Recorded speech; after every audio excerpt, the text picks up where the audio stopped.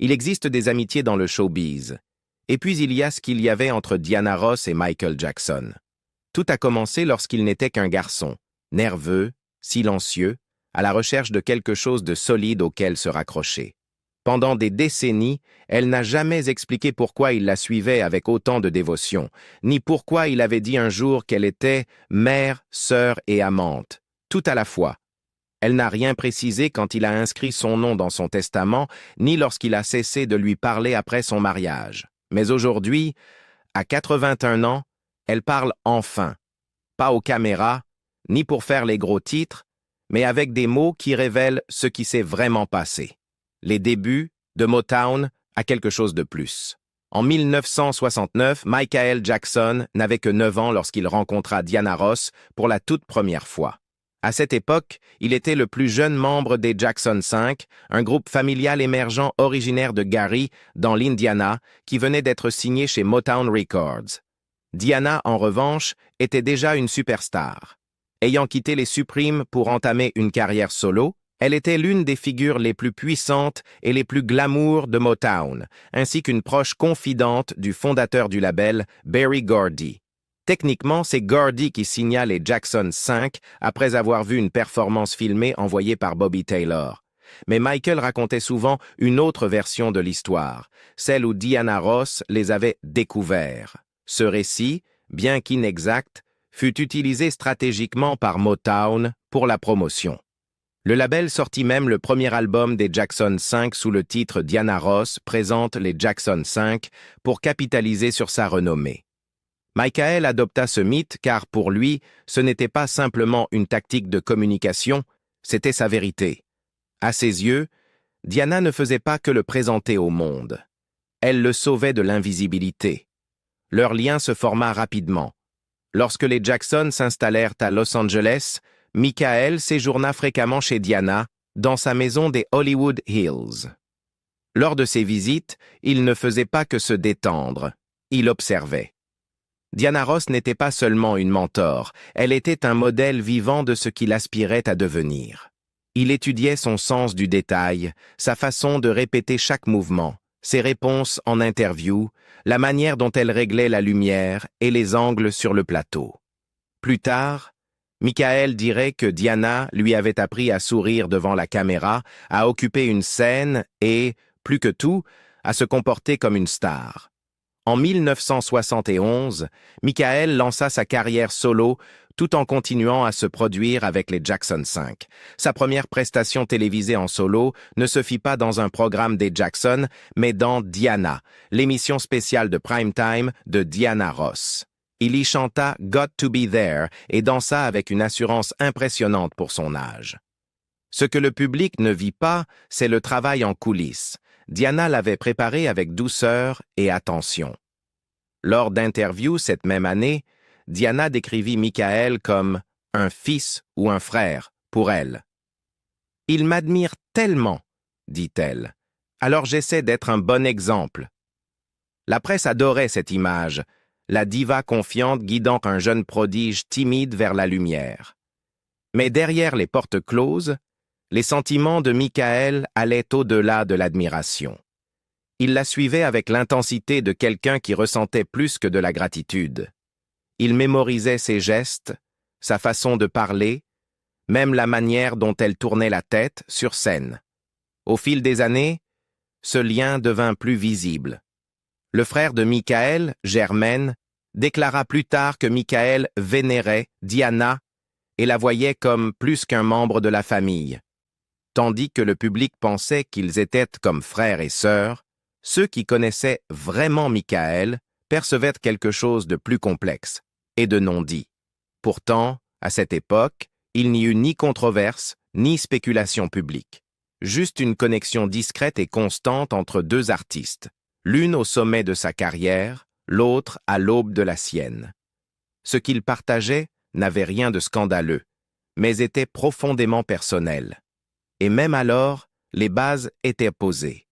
Un lien qui s'étendrait sur des décennies, bousculerait les définitions et finirait par alimenter l'une des relations les plus mystérieuses et chuchotées de l'histoire de la musique moderne. Vivre ensemble et frontières privées.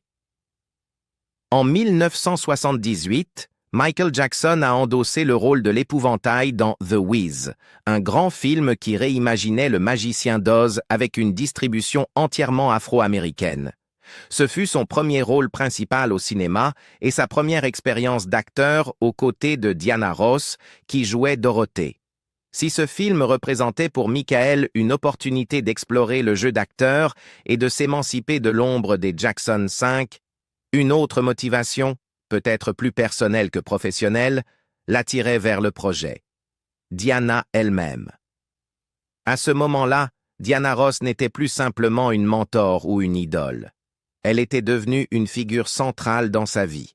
C'était la première fois qu'ils allaient travailler ensemble au quotidien pendant une longue période. Non pas en se croisant sur scène ou en studio, mais en partageant une routine privée et constante pendant plusieurs mois. Durant le tournage à New York, Michael loua un appartement au lieu de séjourner à l'hôtel. À la surprise de beaucoup sur le plateau, Diana choisit d'y vivre elle aussi. Il n'y avait ni manager, ni personnel, ni caméra, juste eux deux. Ce qui s'est passé derrière la porte de cet appartement n'a jamais été rendu public. Ni Diana ni Michael n'en ont parlé en interview. Mais les personnes proches de la production remarquèrent un changement. Des membres de l'équipe racontèrent que le duo arrivait et repartait du tournage ensemble, dînait côte à côte et s'engageait souvent dans de longues conversations après la fin des prises. Diana ne l'appelait pas Michael, elle l'appelait bébé. Et Michael, connu pour sa timidité, paraissait visiblement détendu en sa présence. Les spéculations se mirent à circuler doucement dans les coulisses. Maquilleurs, techniciens lumière, assistants, beaucoup pensaient qu'il y avait plus qu'un simple partenariat professionnel entre eux. Pourtant, personne n'abordait le sujet directement. L'atmosphère entre eux était intime, mais jamais ostentatoire.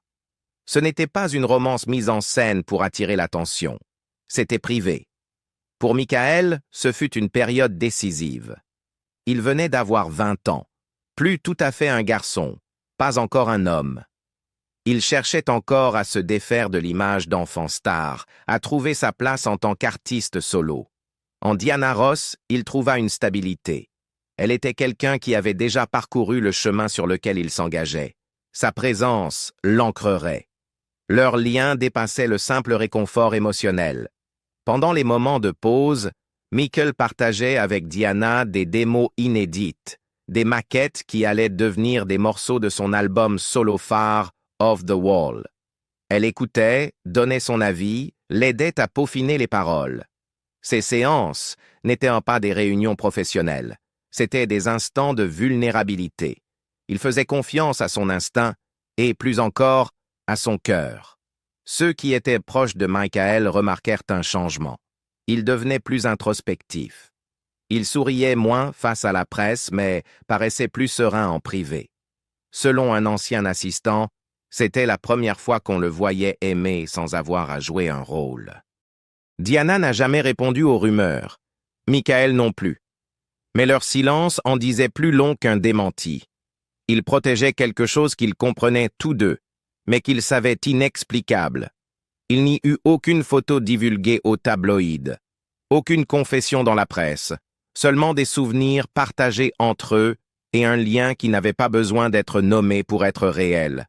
Confession publique et silence privé.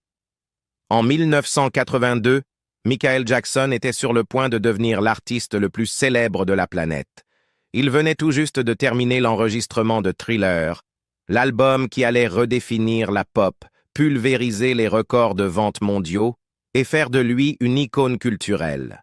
Le petit garçon qui se tenait autrefois timidement derrière Diana Ross était désormais au premier plan, traçant sa propre route, mais toujours hanté par une vérité intime qu'il n'avait jamais osé prononcer.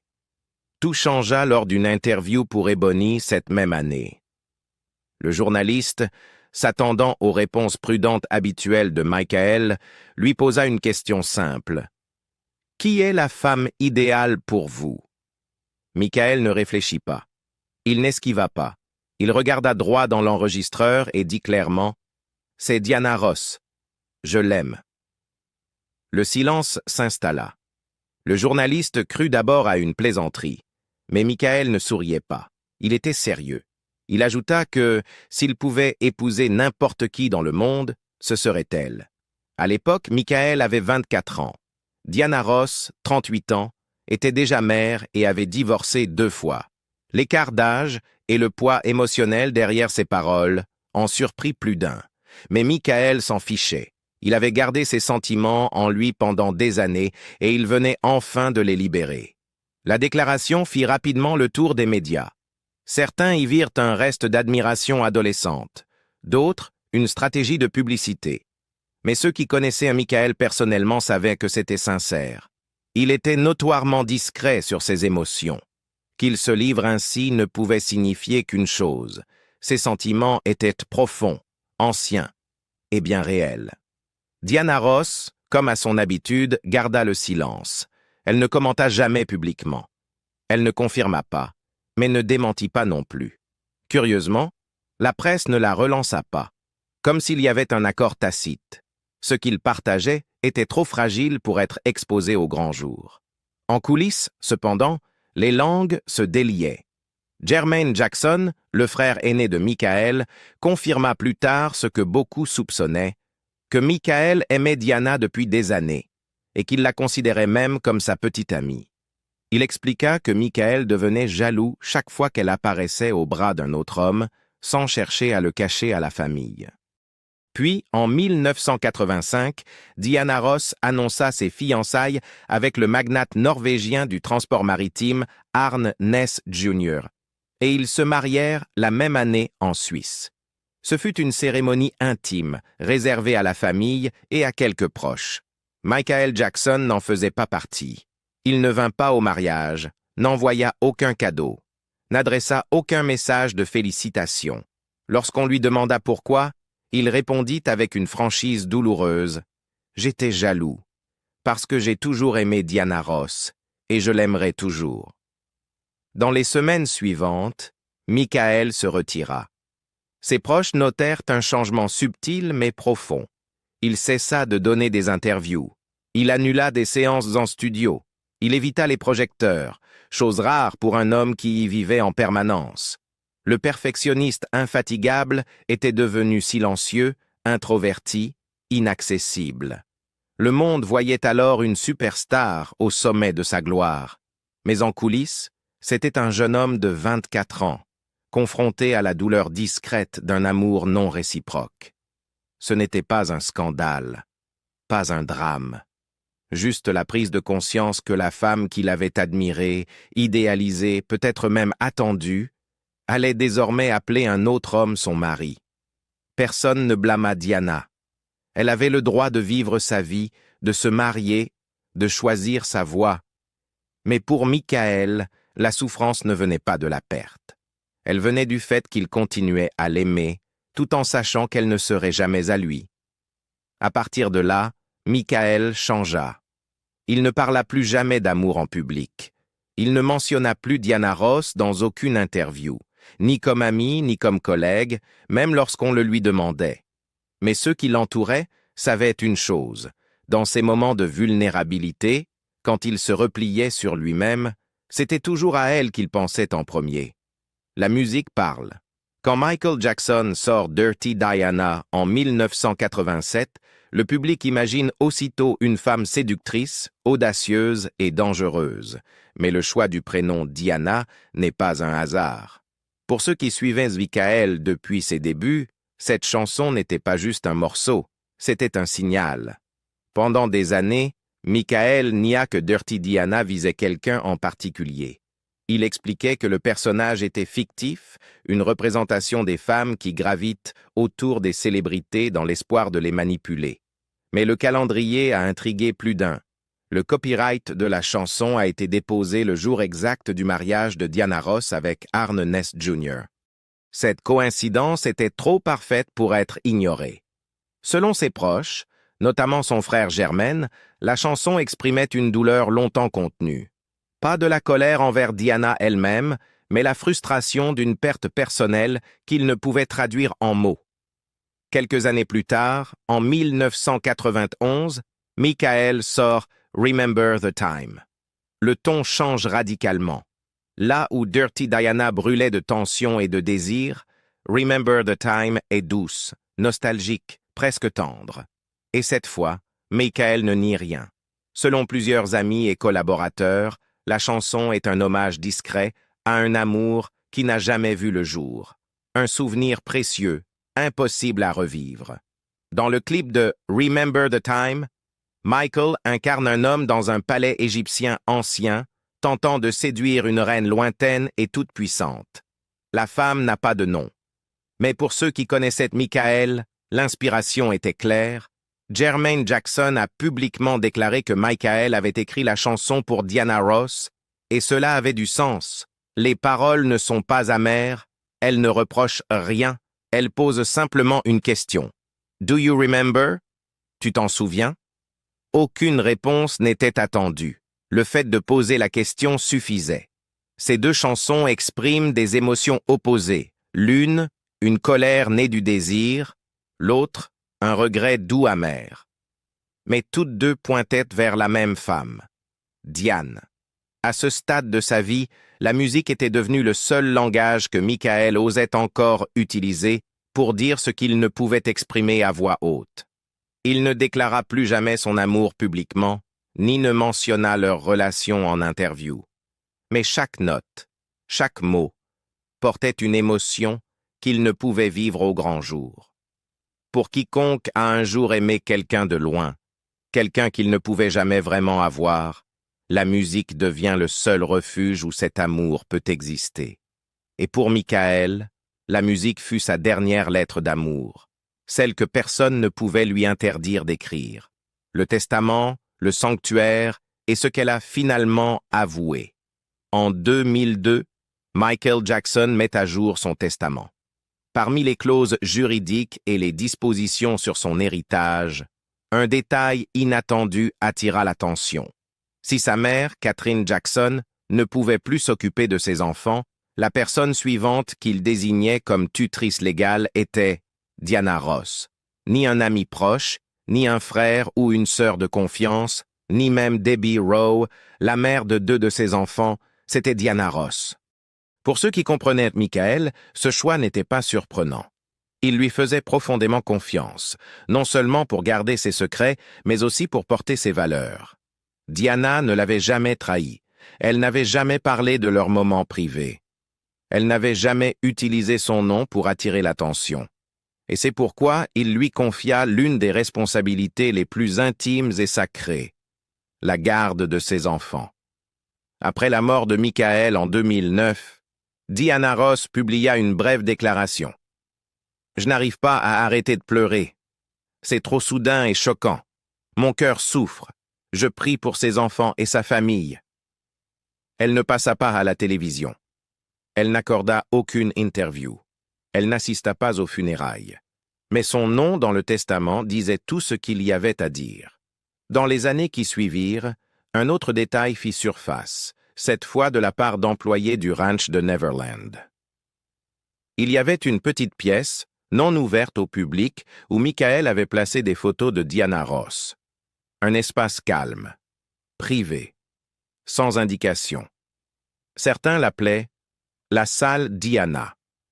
Pas un sanctuaire, mais un lieu où il gardait un fragment de cette vie qu'il n'avait jamais pu avoir. En 2025, Diana Ross fêta ses 81 ans. Elle resta discrète, parlant rarement à la presse.